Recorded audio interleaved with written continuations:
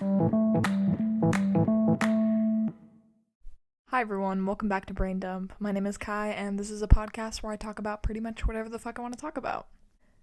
Before I start, just want to preface, per usual, that I am not a mental health professional. I'm just a 21-year-old that's struggled with mental health pretty much my whole life, and I'm just here to share my personal experiences with these topics. So, okay, first of all, I got my hair highlighted, blonde highlights. Not sure if I like it. Not sure if I'm rocking with it. It's funny because, there was, two people at work that was like, oh my god, it looks so good. And the rest of the people just said, oh, you dyed your hair. And it's like, I'm not hurt by it, but it's like, just the statement, oh, you dyed your hair. Oh, you colored your hair. Correct. Correct. It's just so funny because people don't know how to go about saying, maybe it looks bad. Maybe that's why they're just saying, hey, you dyed your hair. Hey, speaking the facts. But anyway, I think I like it. I don't know. Also, okay, sorry, before I start, just want to talk about this. I went to the Phineas concert. I got some For Crying Out Loud merch. Dude, he was so good in concert. If you've never seen Phineas, this is his first, headline tour, too. I didn't even know that until I went, and he was like, this is the biggest crowd I've played for ever.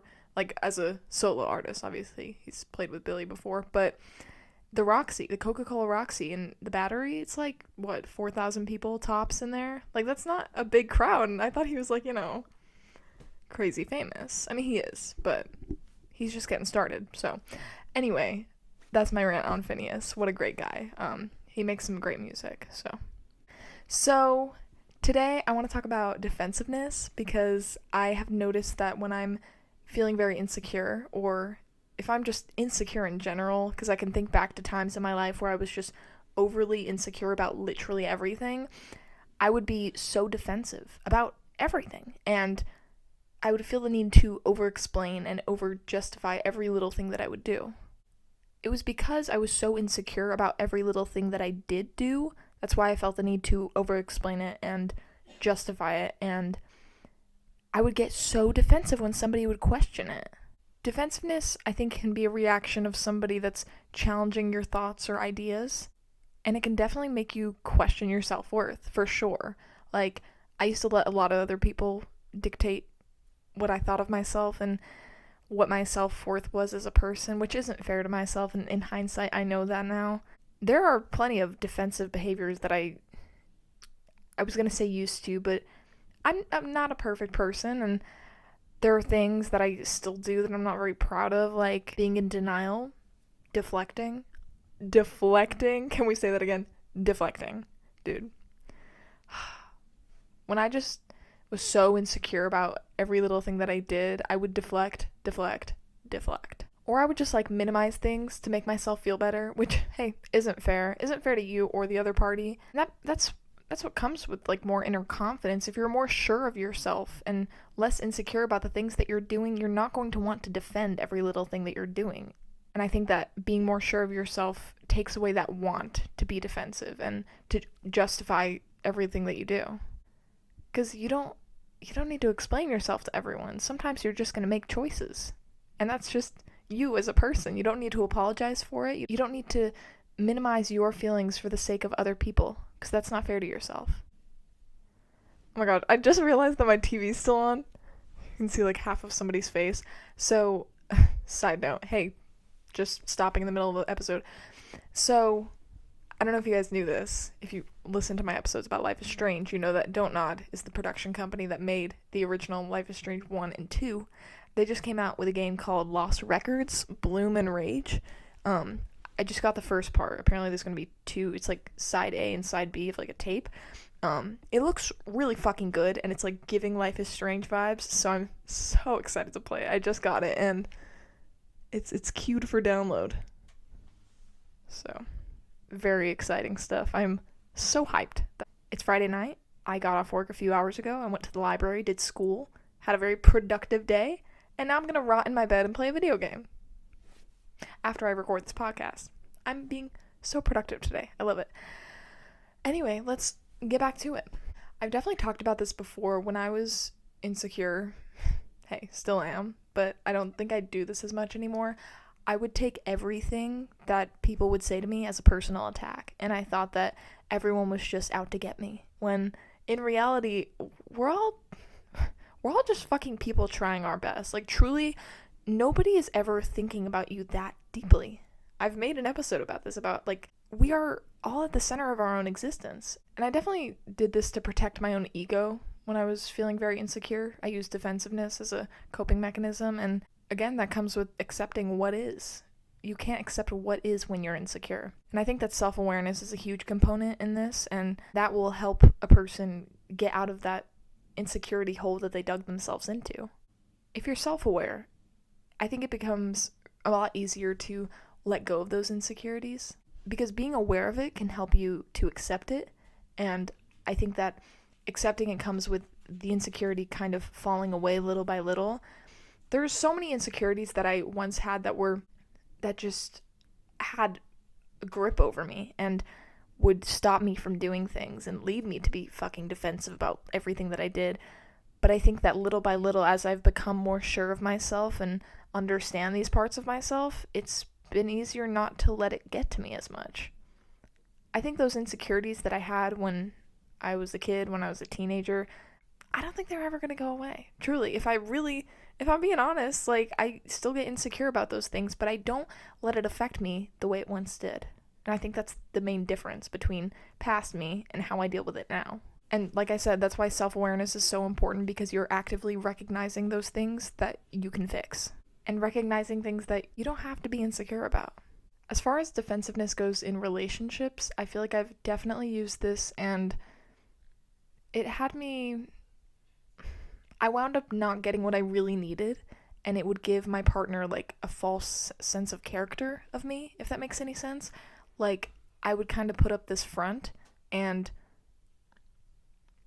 get super defensive when they would question anything, and it would just cause me to lash out and ask for things that I didn't really need. And I think that definitely had a big impact on past relationships and friendships. And, you know, there's a lot of things that I did and said while I was being defensive that I'm not proud of. And I feel like I'm always talking about things that I'm not proud of on this podcast, but, you know, there are a lot of things, and I'm still trying to work through it and let go of it little by little, because that's all you really can do.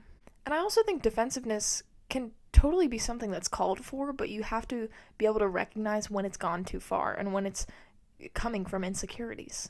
When I was a kid, I thought that I wasn't good enough, because my dad would tell me that, hey, every day, you're not good enough.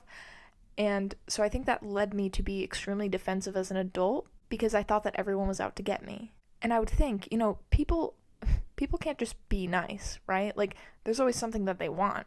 Because as a kid, my dad would only be nice to me when people were around, or when he knew that other people, when we had an audience.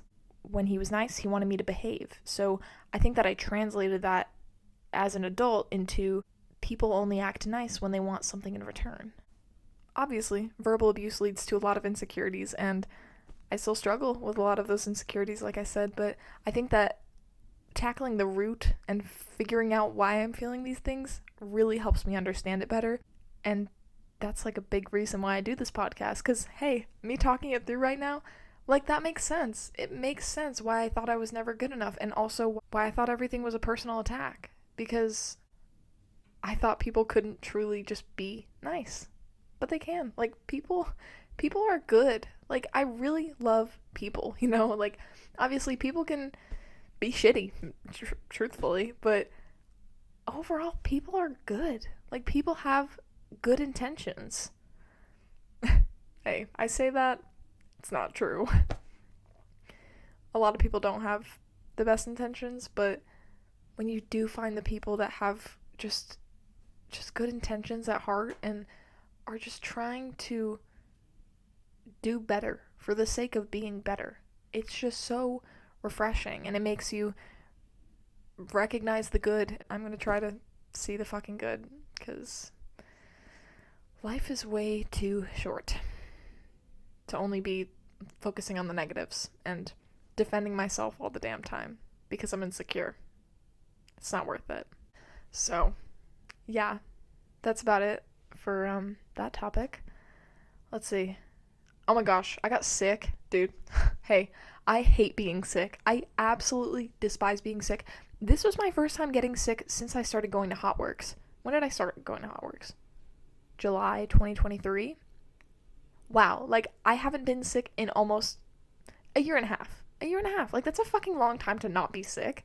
Like, Hotworks just truly, my immune system is so strong, but there was something going around. Literally everybody at my job was getting the flu, and I was like, fuck this. If I get the flu, I swear to God. Hey, I got the flu. It sucked. Hey, I hate being sick.